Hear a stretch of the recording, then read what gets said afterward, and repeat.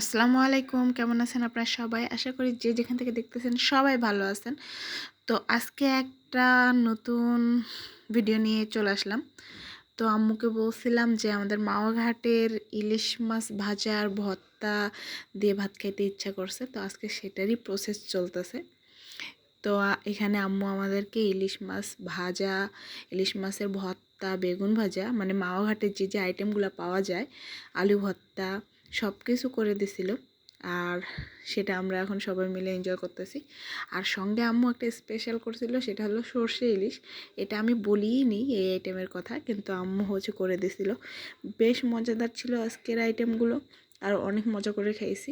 আপনারা যারা আমার ভিডিও দেখতেছেন তারা হচ্ছে মাওয়া ঘাটে গেছেন কিনা অবশ্যই কমেন্টে জানাবেন। আর যদি না যায় থাকেন তাহলে এভাবে বাসায় তৈরি করে ফেলেন মাওয়া ঘাট। ভিডিও ভালো লাগলে লাইক, কমেন্ট, শেয়ার করবেন। আল্লাহ হাফেজ।